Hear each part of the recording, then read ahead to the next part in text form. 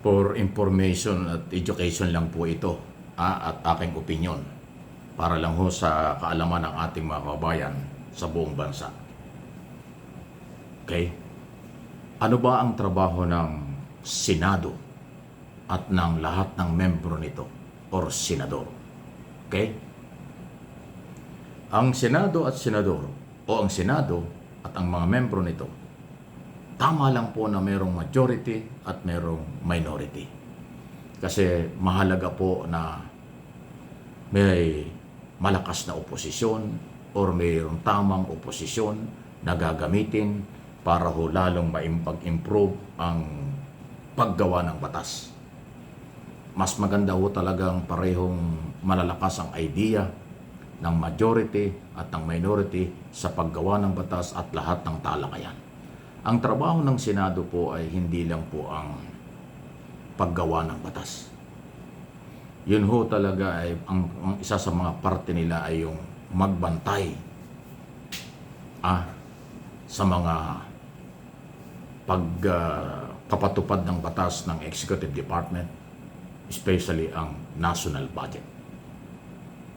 Trabaho din po ng mga senador ang pagpapatibay ng mga treaty o malaking kasunduan na pinapasok ng presidente ng bansa o ng Executive Department sa international community o sa ibang mga bansa.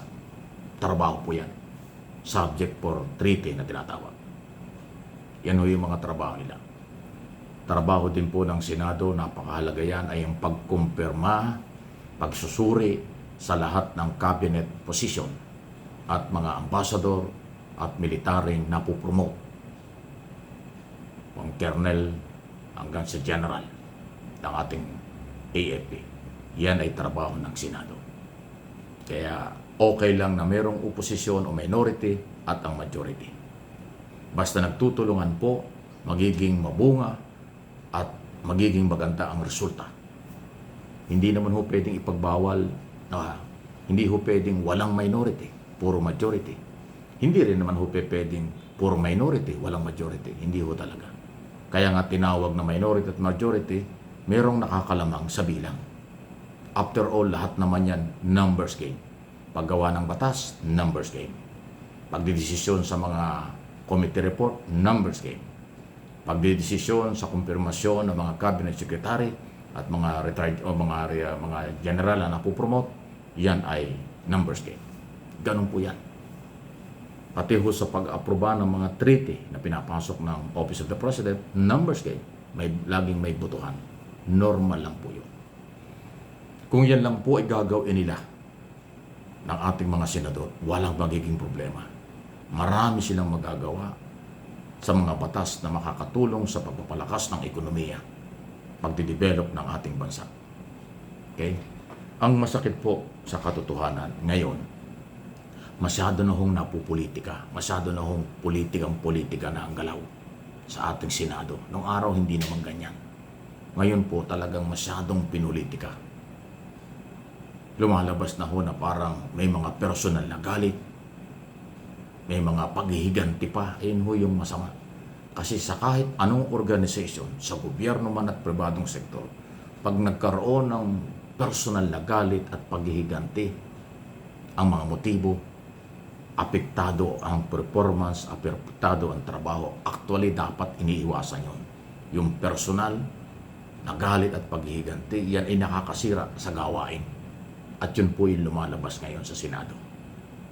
Kaya ganyan.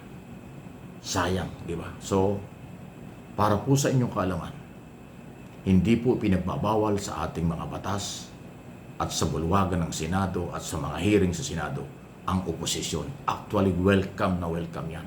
Kailangan po ang boses ng oposisyon para ho mas maganda ang kanilang magagawa.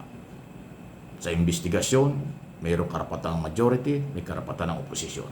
Pag pinagsama mo yan, yun ang magiging bunga ng kanilang recommendation at paggawa ng batas in aid of legislation. Ganon din po sa plenary, pag nagdidebate sila. Habang sila nagdidebate, lumalawak ang kaalaman. Nagkakaroon ng magandang pagkakataon maamyendahan yung proposed bill or yung kasalukuyang mga batas.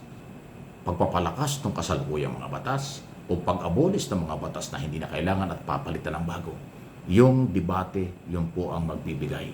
Basta debating nakapokus doon sa pinag-uusapan. Pag hinaluan ng personal at politika, masisira na naman. Yun po ang trabaho nila. Yun ang masarap pakinggan eh. Kaya yung debate po, taasan ng boses, normal lang yan sa bulwagan. Pag ikaw ay nagalit dahil may nagtaas ng boses, ibig sabihin yan, hindi mo alam ang trabaho mo. Ibig sabihin, pikon ka. Hindi ka legislator. Hindi ka bagay sa posisyon kapag ka natataasan ka ng boses. Normal lang na nagkakataasan ng boses sa kahit anong debate. Municipal Council, City Council, sangguniang panlalawigan, ultimong sa Barangay Council, nakakasigawan. Ultimong sa mga nakakataasan ng boses. Ultimong sa Homeowners Association Board Meeting o sa mga pribadong company. Pagka mayroong pinagtatalunan dyan, nakakataasan ng boses. Normal lang yun. Pag nagalit ka sa pagtaas ng boses, pikon ka. Hindi mo alam ang trabaho. Yan po yung aking ipinapalaala. Okay? Ang masama, pag nagpersonalan, hindi yun parte ng trabaho. Di ba? Pero ang debate ay tungkol sa paano gaganda yung batas, paano gaganda ang buhay ng Pilipino. Normal lang ho na talagang pagalingan yan ng argumento ng pakikinabangan, hindi argumentong personal, hindi argumentong panlalait, argumento kung paano gaganda yung issue na kailang pinag-uusapan. Yun ang kailangan. Eh sa ngayon po, hindi yan ang nangyayari. Yung iba nga, walang argumento. Makabanat lang. Di ba? Dapat hindi gano'n. Pero huwag tayong mawala ng pag-asa. Itong ating kasalukuyang mga senador, kung ano man ang kailang ginagawa ngayon, may mga problema, huwag natin pamamarisan yan. Kabataang nanonood, nakikinig. Huwag natin pamamarisan itong kasalukuyang nangyayari na sobrang politika sa Senado. Hindi ito ang Senado na ating inaasahan. Sana magbago sila. Sana laging isipin nila ang mamamayan kaysa sa sarili o politika o galit o paghihiganti kung ano man. Hindi ho yung katanggap-tanggap. Okay? So may pag-asa pa rin. Total, lahat naman tayo anak ng iisang ating amang makapangyarihan. Kung ano man ang ating paniniwala sa yung ating interpretation at ano man paniniwala sa Bible, kanya-kanya yan. Respeto lang. Pero huwag naman gamitin yung Bible dahil sa ang feeling ay siya lang anak marunong at magaling. Huwag naman ganun. Di ba? So, kapayapaan, pagkakaisa, panalo ang bayan. Totoong mambabatas, totoong senado, totoong senador, may pag-asa ang bayan. Yan po ang aking paniniwala. Pag hinaluan ng personal, tulad na sinabi ko, may galit pa, nako, walang mangyayari. Please like and share.